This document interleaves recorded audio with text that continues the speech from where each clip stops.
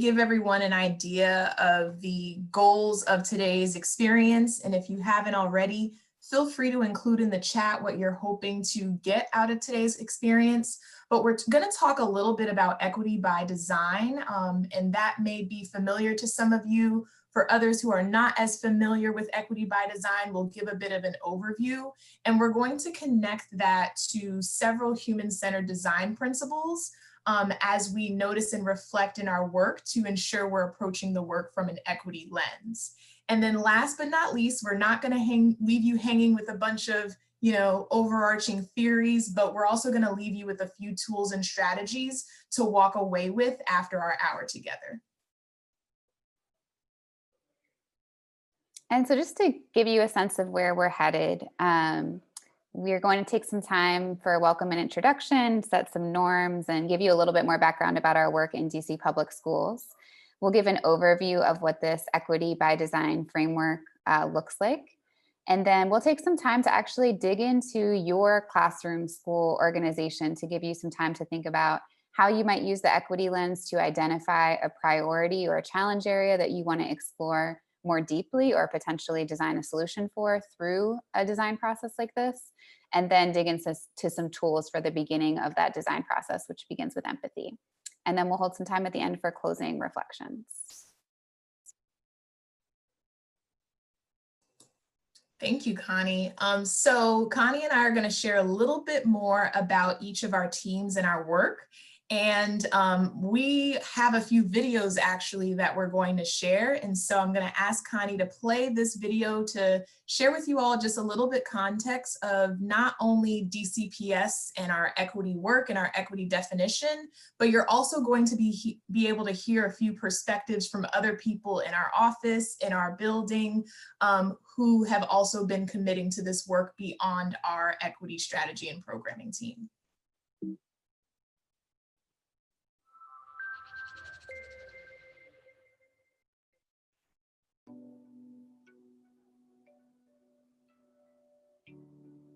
Equity at DCPS means creating an environment in which we eliminate opportunity gaps, interrupt institutional bias, and remove barriers to academic and social success, particularly for our students of color. To promote equity, DCPS will provide access, inclusion, and affirmation, offering them most support. The greatest disparities have persisted. Not everyone has the same access to skills, resources, and facilities that prepare them for better health and learning outcomes. It's about giving someone exactly what they need in order to be successful, keeping in mind the specific circumstances of an individual or group. Equity is not about giving everyone the same thing. It's about focusing where the greatest needs are and where the greatest disparities have lied. Equity in the context of education means that all of our students receive the best education, resources, and opportunities. No matter what zip code, no matter where students come from, they have access to an excellent education. What equity means to me as someone who works in central office is being able to talk about race explicitly and unapologetically with schools and central office staff. We have to acknowledge that history and its impact on the current educational climate of our students and families. It pushes us to consider the learning opportunities and experiences that our students furthest from opportunity have access to. That's the work where we're really shifting hearts and minds, and that's the core of the work in our team, especially when it comes to professional development.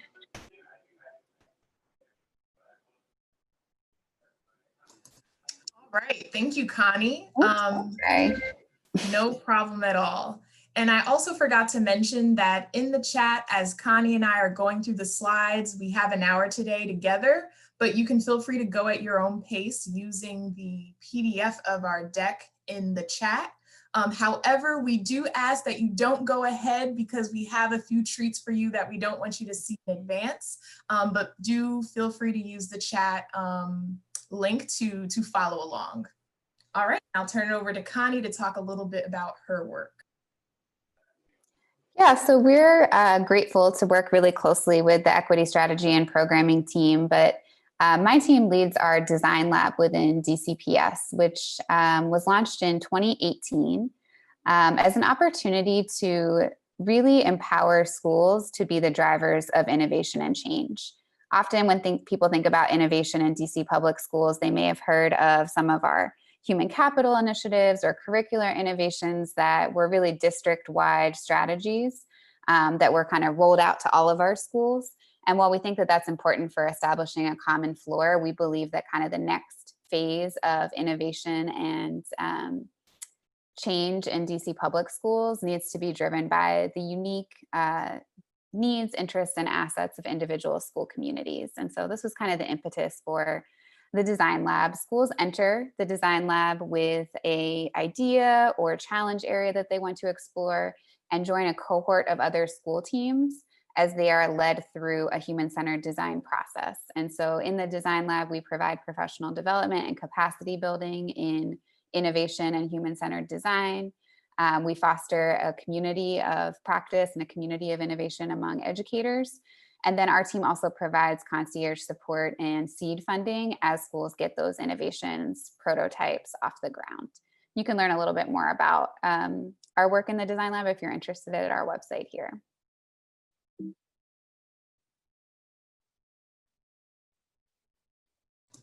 All right, and would love for you all, as we play this video, if you have participated in a Courageous Conversations about Race training or PD in the past, please feel free to let us know in the chat.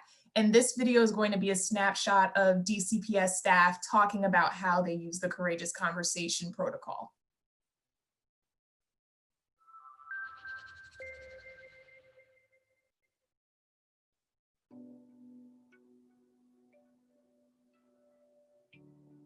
Courageous conversation norms and agreements for how to engage in those conversations. To make the conversation approachable and to make the conversation productive. My go-to piece of the Courageous Conversation protocol is the compass. So there are 4 quadrants on the compass: thinking, feeling, Believing and acting.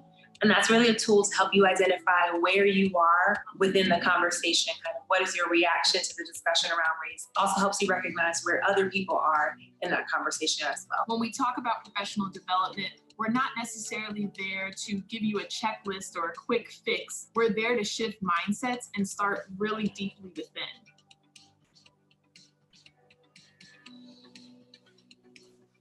All right, thank you, Connie.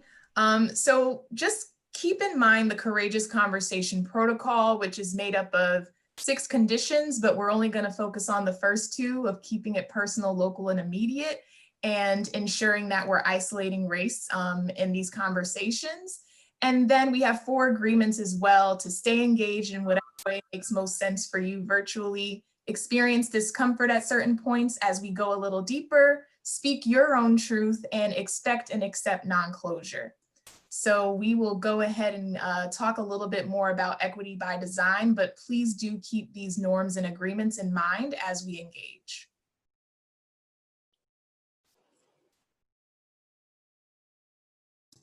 And if you'd like, you can feel free to use the chat to add a norm or agreement you'd like to add, especially given the virtual space. We know that the norms we would typically use for in-person engagement may look a little different for the virtual space. So if there's any other norms or agreements you'd like to add to this list, feel free to use the chat to add them. Thanks, Liz. So we hope that it helps to have a little bit more context about Liz and my work and kind of how we're approaching this. But we'd like to transition now into grounding ourselves in the equity by design framework, which guides our thinking and our approach to this work. And so equity by design as a framework comes from 3 authors: Caroline Hill, Michelle Molitor, and Christine Ortiz. Fun fact, Caroline and Michelle were principals at the school where I taught before joining my current role. And they have put forth this framework for how traditional equity work and traditional design work can really come together for more transformative change. And Liz is going to go ahead and share a link to their Medium article where they dive much more deeply into this framework than we're going to be able to do today. But we just wanted to give you a high-level overview so you can engage in some reflection and conversation and thinking about this today. But they argue that As we think about traditional equity work, we often think about individual identity work, starting to understand our own biases and the lens that we bring to how we approach the world and how that might be impacting our work. We often think about courageous conversations within organizations or communities about race and equity. And while this work is incredibly important and it helps us understand where we are and how we got here, they argue that one potential challenge is that it doesn't always offer the tools for building a new reality. So it can help us kind of unpack what we're experiencing, where we've been, how we got here, but how do we actually take that next step to imagine a more equitable future and society? At the same time, traditional design thinking processes do have some of those tools for creativity, innovation, and problem solving, but they often fail to acknowledge things like the prejudices of human-centered designers or the invisible systems and structures at play that maintain the status quo. And so by bringing these two fields together, we can really enhance each and lead to more transformative change. And so if you're familiar with human-centered design, you've probably seen this graphic of the 5 hexagons at the center. The process starts with empathy, it leads to problem definition, and then a cycle of ideation and iterative prototyping and testing. And so the equity by design framework takes that premise of human-centered design, but layers on, as you can see, layers on in big hexagons, the importance of notice and reflect, taking the time to understand those invisible systems and structures, taking the time to understand our identities as designers, the identities of our users, and the potential power dynamics that are at play in those relationships. And so by fusing these two fields, we hope to lead to more transformative change that can lead to the more equitable society that we all aspire to. And in particular, the authors cite 5 design principles that guide this equity by design framework. And so we'll be digging in a little bit more into each of these today, but just to give you a sense of what these 5 principles entail. The first is designing at the margins, recognizing that if we design for those furthest from opportunity, those solutions should also serve everyone along the continuum. And so as we think about design and who our stakeholders and our users are, we want to think about who are those users at the margins, who are those furthest from opportunity. It also requires starting with yourself. This is a big part of the notice and reflect hexagons that we saw a moment ago. Our identities create our lens for the world, and we need to be aware of this lens and the biases that it brings. And so before we dive into design work, creating solutions, engaging in empathy, we need to really ground ourselves in how our personal identities impact our work as designers. Perhaps most importantly, the equity by design framework also reiterates the importance of ceding power. So often in the traditional human-centered design process, there's this kind of clear power dynamic between the designer driving the process. And while it's intended to serve the needs of a user, there's kind of a clear delineation between the two. And equity by design takes a stance that it's important to have more of a participatory design process where users who may have traditionally been left out of that process of having the power to be involved in change have a seat at the table. It also stresses the importance of making the invisible visible. If we can kind of unearth and lift up and talk about comfortably or sometimes experiencing discomfort, all of those invisible dynamics that are at play that perpetuate the status quo, that's a first step towards reflecting on what those are and repairing them. And then the 5th principle they speak about is speaking the future. We can't look to the past for solutions because those have maintained the status quo and the inequities that we see in our society today. We need to speak to the future, design the future, and in some cases, this means new language and new discourse to talk about the work we do and the challenges that we face. And so if you're interested, if you read through the article, they go more in depth into each of these design principles, and we'll be digging into them a little bit more over the course of today. But just to kind of illustrate this with an example of what this has looked like in our own work.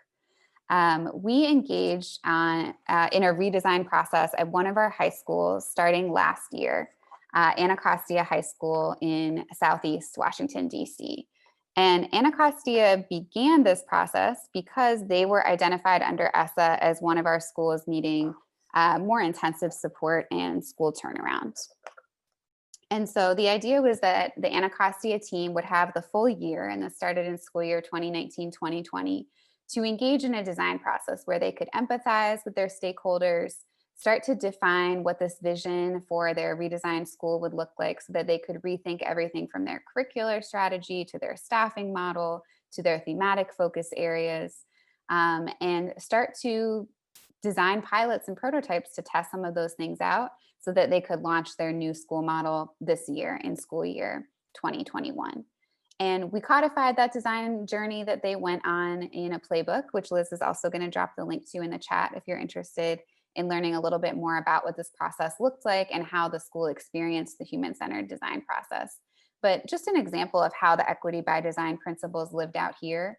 One of the things that was really important to the Anacostia High School team was this idea of ceding power, and in particular, ceding power to students. And so I think having heard from students this morning during the panel, we're reminded of their brilliance and the need for them to be involved in the design process that affects them the most, but they're often left out of. And so one of the first things the Anacostia High School team did was convene a team of student designers to really lead and participate in this work alongside them. And so these student designers engaged in empathy work with their peers. And in the picture on the right, you see some student designers actually meeting with the middle school and elementary school students that feed into their high school so they could make sure that those future Anacostia High School students' perspectives were integrated into the design work. They participated in ideation, research, designing prototypes and pilots, giving feedback on their experiences every step of the way along this design journey. And then actually on the picture on the left, you see some of our student design leaders at a press conference with our mayor looking on, our Chancellor Farabee, the leader of our school system, and their principals looking on as they announced aspects of the new school model that they had arrived at through this design journey. And so this is just one example of how Anacostia really embraced the equity by design principles, and in particular, this idea of ceding power for a more participatory design process. So we just wanted to pause here for a minute as you are getting this kind of 101 of the equity by design process. What's resonating with you? And we're also curious, as you reflect on maybe design work that you've experienced in the past, do you see places where it could have benefited from more of these equity by design principles? What might have been done differently to make the design process more equitable? So I just want to pause here for those that need a little bit of time to process. Just take about 2 minutes to just reflect. And if you don't mind sharing your ideas in the chat, we'd love to hear from you. You can also feel free to take yourself off mute and chime in if you'd like to share. But we're going to take a couple of minutes here to pause and reflect.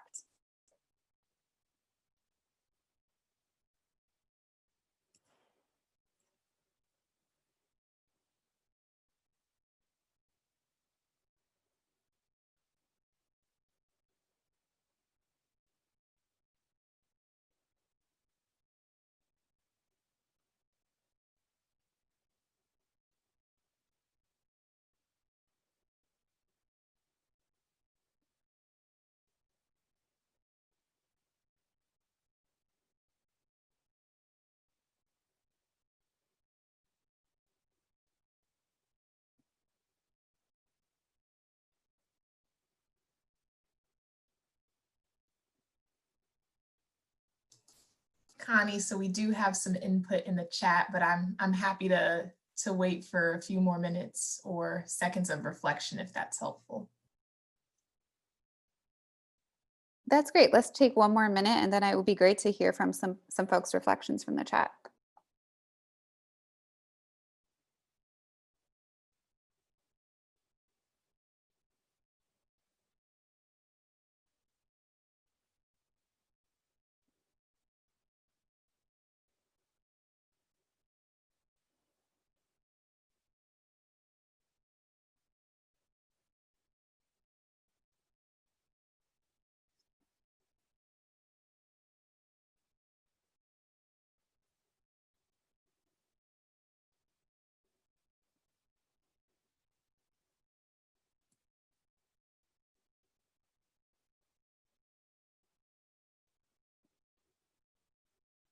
Liz, would you mind sharing out some of the reflections that you're seeing?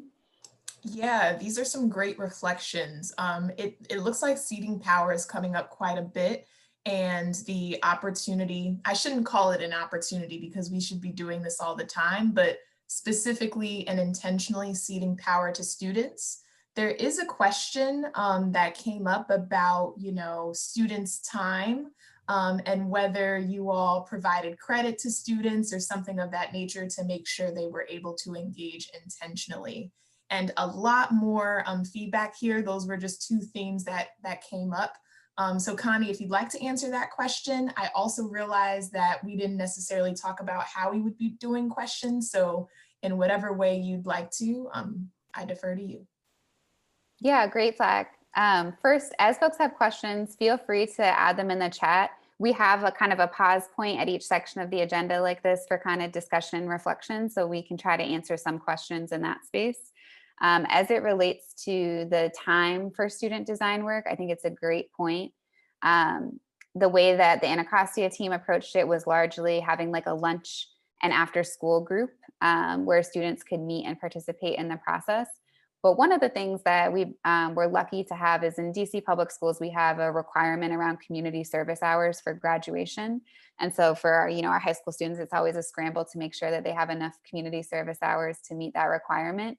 But this work actually became a community service opportunity since they were doing it kind of outside of their regular school requirements. And it was clearly in service to their school and the future of their school. And so that was one way to kind of give credit and recognition for the work that students were doing. So it's great to hear kind of the resonance of this idea of participatory design and seeding power. We're going to dig into this a little bit more in the next section.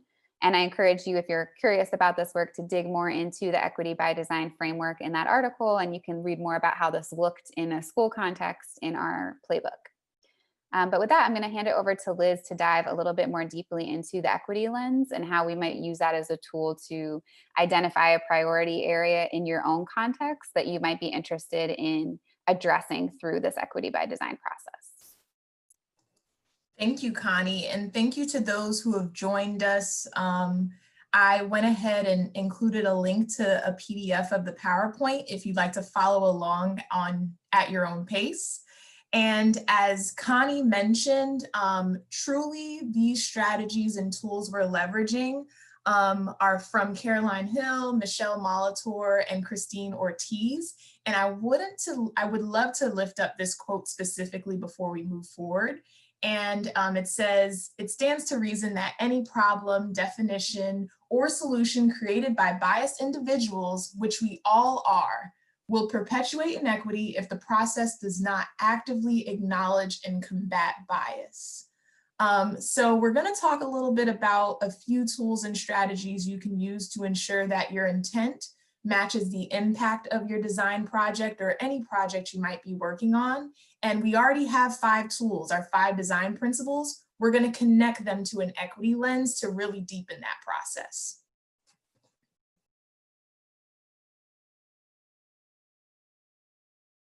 So we're going to continue to use this visual of really making a lot of space to notice and reflect with intention during the design process. And when we talk about noticing and reflecting from an equity lens, in DCPS, we call that using an equity lens through 4 things. And those 4 things are thinking about policy, thinking about identity and mindsets, thinking about practices, and culture. So with those 4 areas, that is applying your equity lens to all that we do. And so we're going to use those 4 areas to align it to the 5 design principles that Connie just talked about, so we can take time to notice and reflect throughout our design cycle process. All right, so this is a great point in the presentation. If you have your phone and you want to take a picture of the 5 principles, if you want to take a screen grab of it, or if you would like to use the link in the chat to jump to slide 17, we're going to do a little activity of word matching, and we're going to be using these 5 design principles to do the matching. So we'll pause for about 15 seconds or so you can take a screenshot or you can use the link in the chat to jump to slide 17.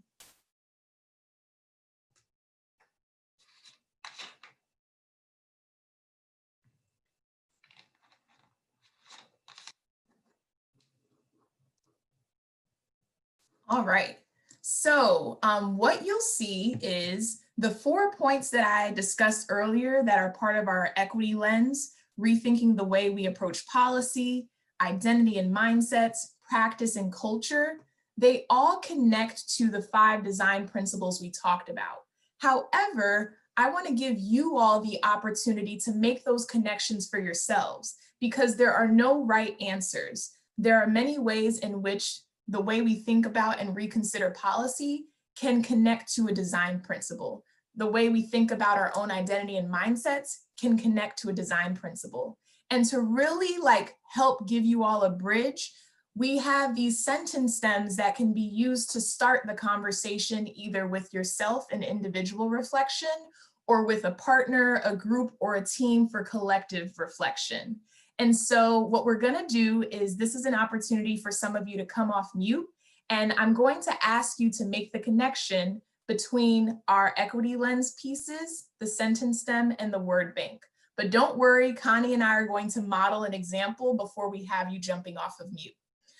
So Connie, would love for you to model, based on the word bank and our sentence stems, how would you connect policy to one of the equity by design principles?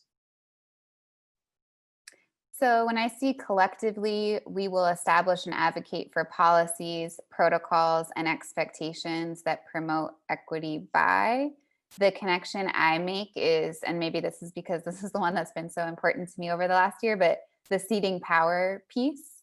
I think as policy is designed, that can sometimes become kind of an exclusive space where there's people with power who are making those decisions. And so when I think about policy and ceding power, I think about making sure that our users at the margins have a seat at the table, that we have a diverse group represented in those conversations, and are able to participate in the creation of policy. So for me, it would be ceding power. Thank you, Connie. And we have animations to share what our take is on the connection, but once again, know that there are no wrong answers, there are no right answers. It's just your perspective. So would love to have one other person come off mute and begin by reading the sentence stems for identity and mindsets, and would love for you to take a guess at which of the design principles can support you in that part of the lens.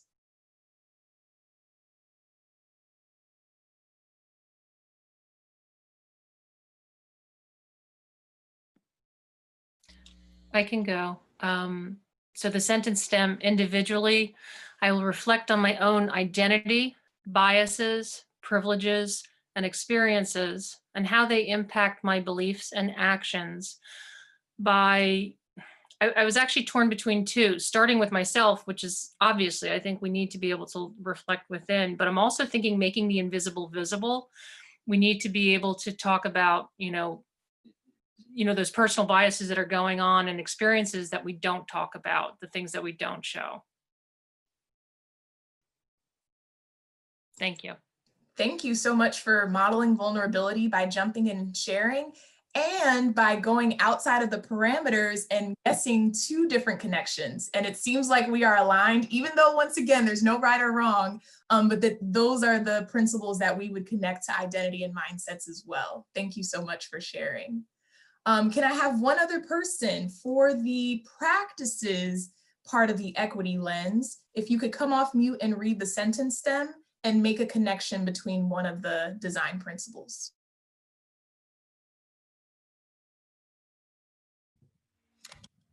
I'll go ahead. I see the power of the individually, I will learn and apply culturally responsive and affirming practices in my daily work and planning by designing to the future.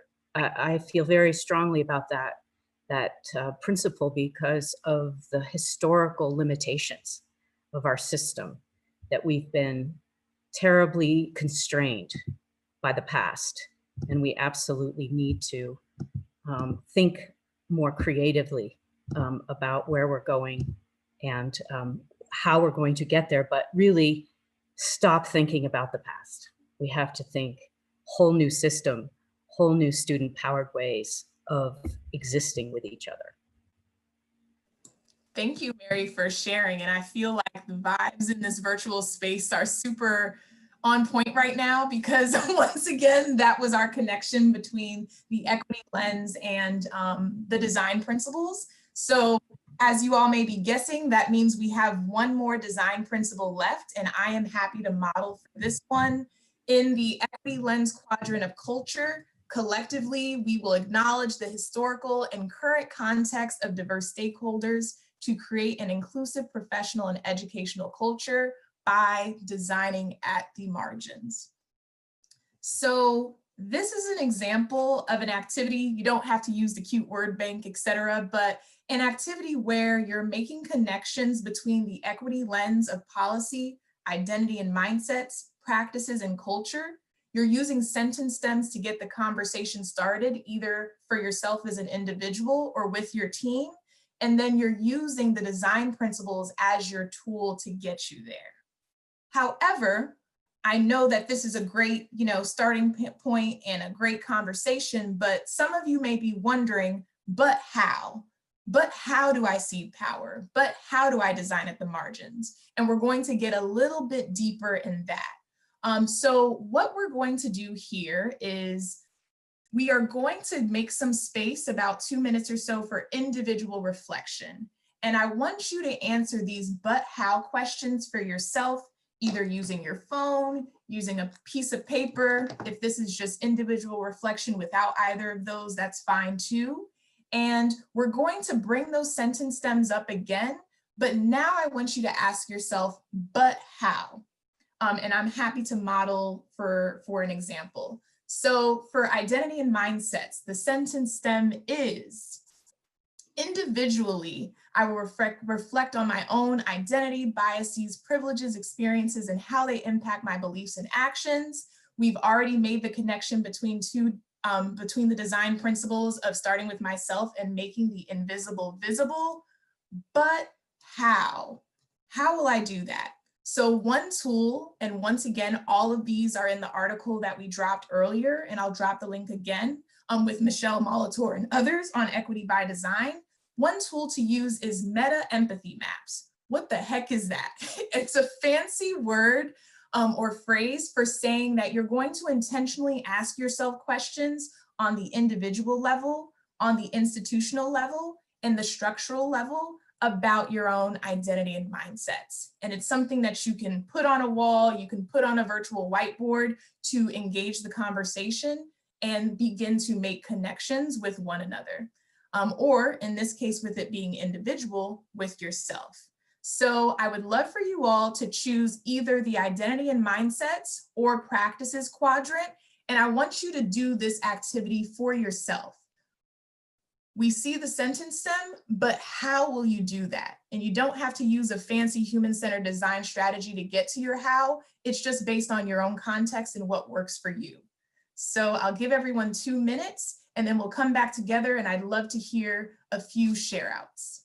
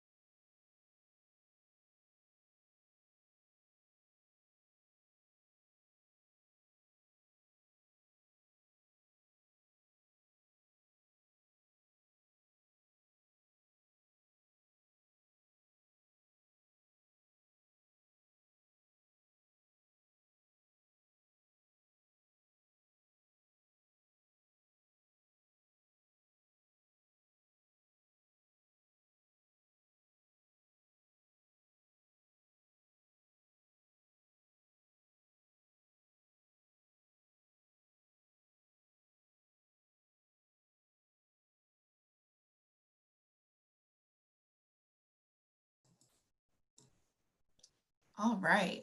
And as you all start to gather your thoughts, I'm already seeing some share outs in the chat. Would love to hear from someone we haven't heard from yet. Once again, I think the great thing about human-centered design is that everything comes from you as an individual and from the user experience. So there are multiple perspectives and answers at play. So Sam and Mary, thank you for sharing in the chat and coming off mute earlier. Is there anyone else that would like to come off mute and share their but how for either the identity and mindsets quadrant or the practices quadrant? I'd like to share. So I picked practices. So individually, I will learn and apply culturally responsive and affirming practices in my daily work and planning by helping teachers incorporate well, I'm going to share. So in our district, we use the design process by Schlettke to really think about our who, which is awesome. But one of the things that I've been reflecting on is the questions that teachers use to actually think about the design qualities. And I feel like there could be some additions to those questions to get them thinking through a culturally responsive lens.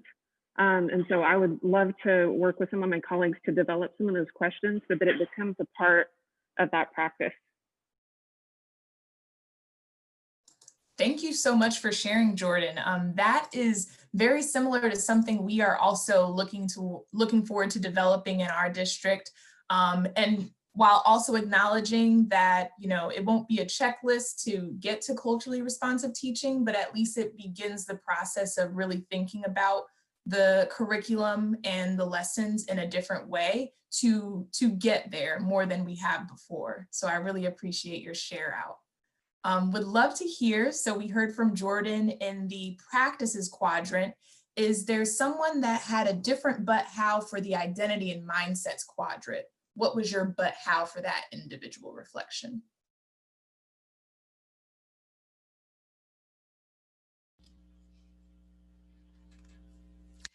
This is Crystal. Individually, I will reflect on my own identity, biases, privileges, and experiences, and how they impact my beliefs and actions by modeling for our equity team what it looks like to be vulnerable and share a truth that may not be right. It may be embarrassing. It may be difficult to share, so that our team, that's the first barrier that we need to break through in our discussions. Thank you. That is an extremely powerful strategy. And that's something that I often, as I lead a lot of these trainings, try to offer, especially when you're meeting people who are new or maybe just people you haven't talked to at that level. Being able to model the vulnerability you're expecting of them can help build that bridge. And, you know, it might still be uncomfortable, but it makes it a little bit easier to engage. So I really appreciate that strategy. Thank you for sharing, Jordan, and thank you both for sharing. All righty. So, Connie, I am wondering at this point, I know we were going to break out into groups, but we also have some time for breakouts later. Should we save the breakout for later, or do you think we should break out now?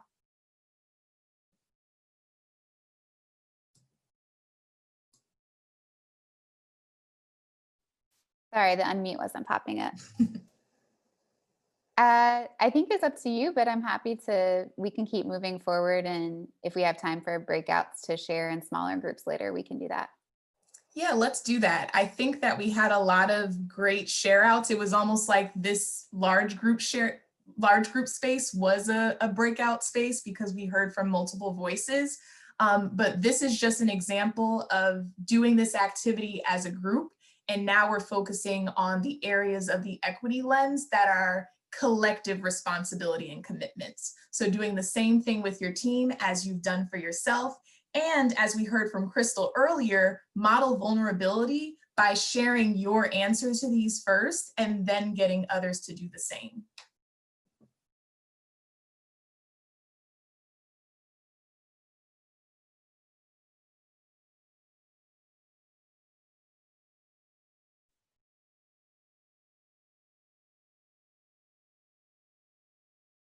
Liz, any other thoughts here before we transition into the empathy work?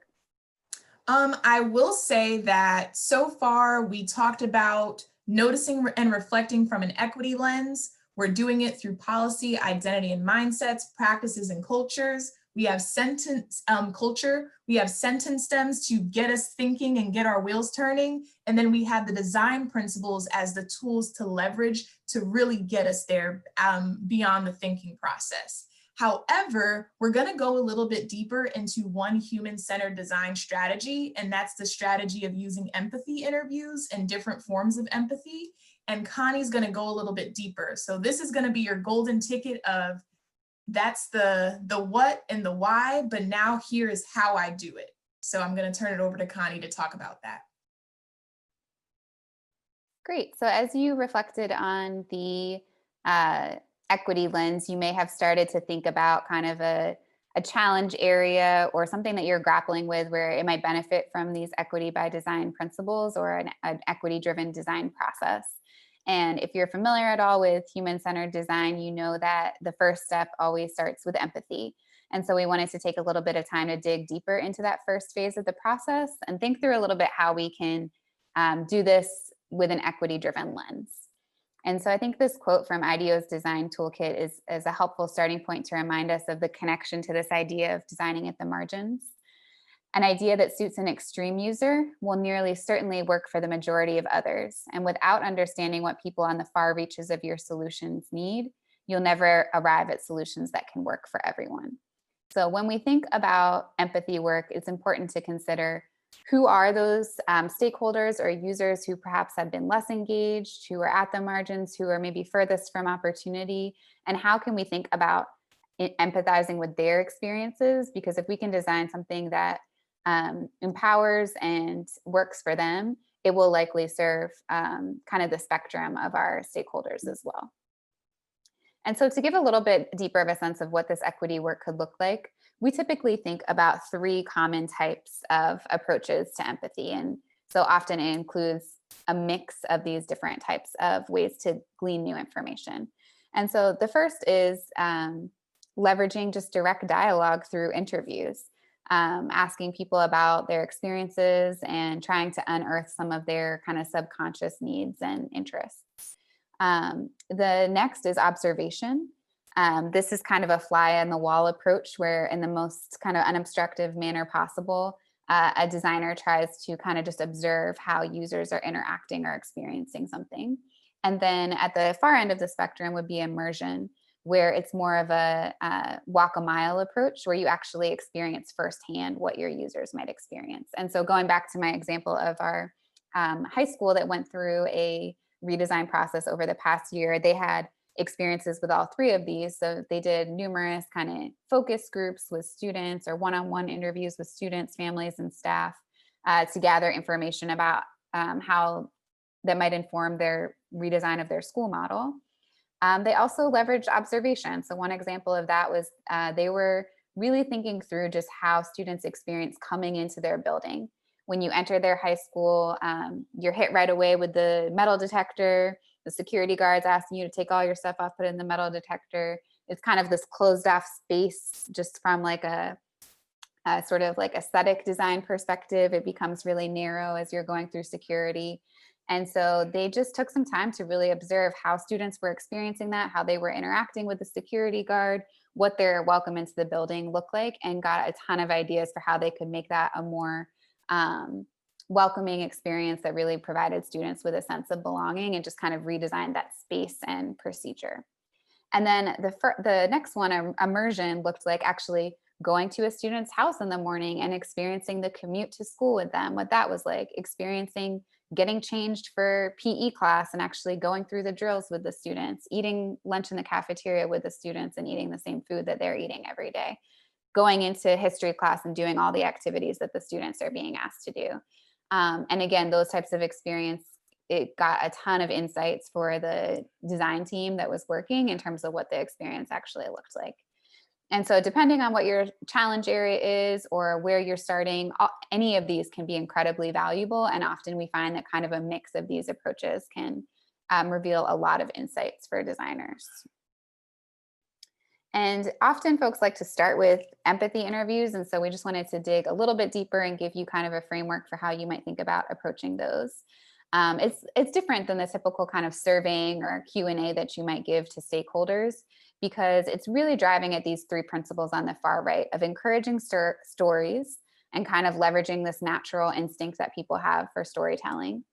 Understanding how users engage with a resource or service more deeply, and then really trying to solicit the emotional and the subconscious. So for example, rather than asking a student, can you give me feedback on this app? Asking a student to tell you about their favorite app and what is it about that they enjoy or appreciate or that is a benefit to them, and starting to get them to tell some of those stories and elicit some of that kind of emotional and unconscious response that might inform the design of the app that you're trying to create. Or actually asking them to just show you how they use something and observing them go through that. Similarly, rather than asking something like, would this class be more fun if we did more projects, which is also kind of leading to a solution already, reframing to asking students to tell you about activities they could spend the whole day doing without getting bored, because that will probably reveal a lot to you about what would make class more fun or engaging for them and would get them telling you stories and unearthing some kind of subconscious interests or preferences that they have that you might not have gotten to otherwise. So this hopefully gives you a sense of how you, not that these questions on the left are bad by any means, but when we engage in empathy work, trying to really push deeper into those stories and revealing the subconscious. And so with that, we also wanted to create another kind of pause point here for you to think a little bit about empathy strategies that you might be able to leverage as you're thinking about how to tackle a challenge area or a topic that you're facing. How you might think about stakeholders to interview, thinking about this equity by design principle of designing at the margins. Whether it's interviewing, shadowing, or observing, it's helpful to think through the who behind that. And then also what questions you might ask if you're designing interview questions that would encourage stories and solicit the subconscious. I'll also open up the space here if folks have questions about empathy work more broadly that we can try to answer during this space. Feel free to share those now, but we're going to take again a little bit of processing and pausing time here for about 2 minutes for you to either think about your answers to these questions or lift up, other questions that are on your mind that we can try to answer here if possible. So I'll pause there for a moment.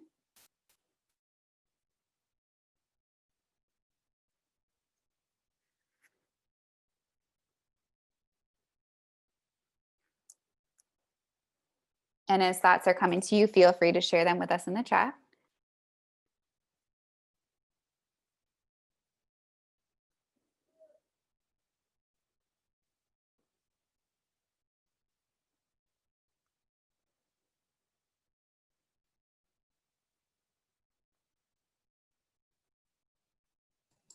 We had one reflection earlier, Connie, from your last slide about making sure your questions, in addition to not being leading, are not just yes or no questions that really won't give you a lot out of the person that you're interviewing. So thank you for that.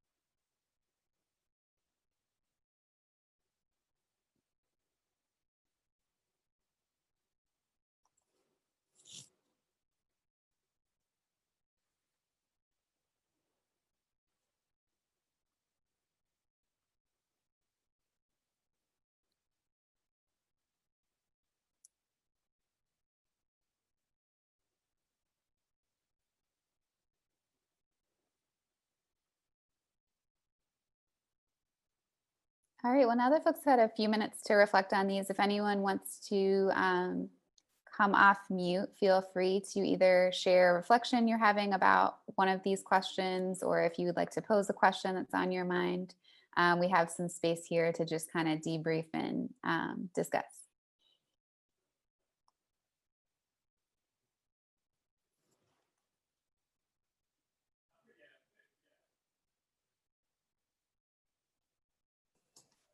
So Mary shared in the chat. Mary, would you like to share a little bit about what you included in the chat? Sure, thank you. Yeah, we're designing a learning lab, like after school club program, and the students who participate would be responsible for choosing who the stakeholders to be interviewed would be, and we would encourage them to look at not only which peers, their underserved peers, but their parents and employers in the community who are being underserved by the students coming from the schools, so that the students themselves learn what are the features that are needed for the system to be more effective in meeting everybody's needs that way. Thank you for sharing. I really appreciate the dialogue, because we're not only hearing examples from myself and Connie, but then I'm taking notes from all of your share outs on things to consider for DCPS. So thank you. Yeah, I really appreciate the idea of including the students in the process of identifying stakeholders for empathy work.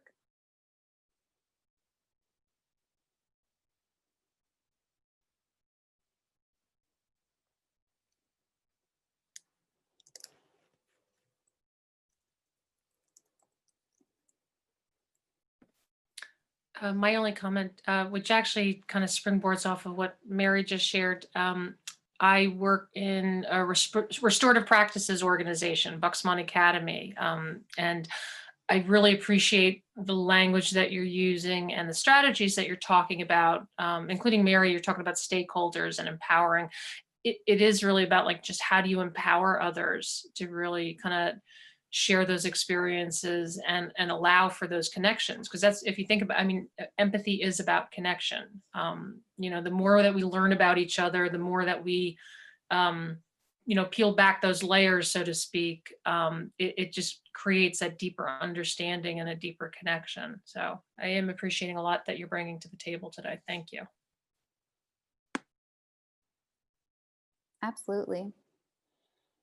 Well, I know we only have a few minutes left, and so to kind of pull together our closing thoughts here, we were going to leverage these Mad Libs that actually come from Stanford D School's Equity-Centered Design Toolkit.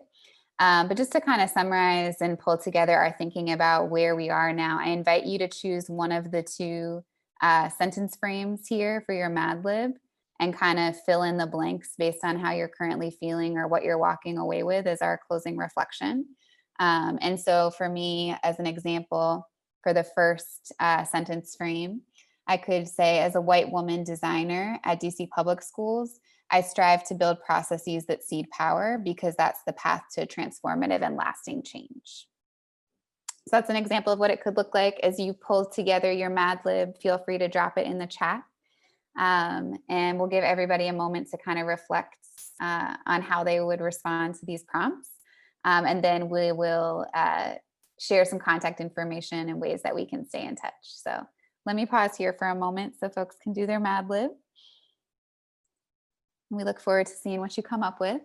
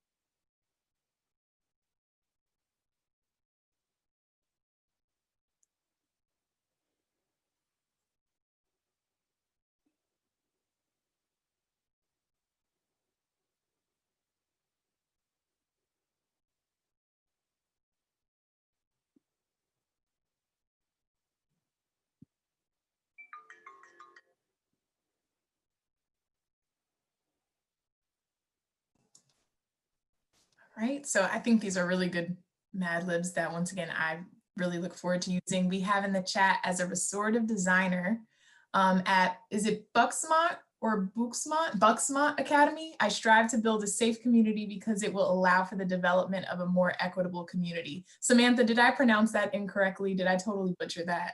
Nope, Bucksmont it is. Thank you. Awesome. Thank you.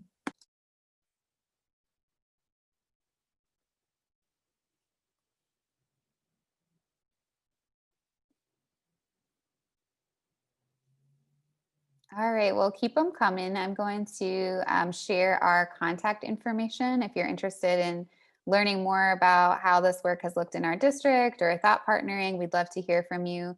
You can email our equity team account or our design lab account, and that will get back to Liz and I. You can also follow us on Twitter, and you can learn more at our website there. So if you need to access any of these links or handles, you can get that in the PDF of the deck that Liz shared. And then, of course, we have the survey from the Aurora Institute. And I believe Nikki is also adding that into the chat for you to provide your feedback.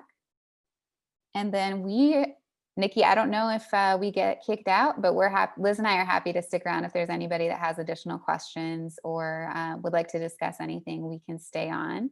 If that's allowed, Nikki, let us know. But with that, we will close out. Would love to hear more of Mad Libs as they're coming in. Would love to stick around for discussion, and we hope that you all find ways to keep in touch. Again, we know you had a lot of options for how you spent your time this afternoon, or I guess depending on what time zone you're in this morning. But we appreciate you taking the time to dive into this discussion with us about how we can leverage equity principles in our human-centered design work. Thank you all. Thank you.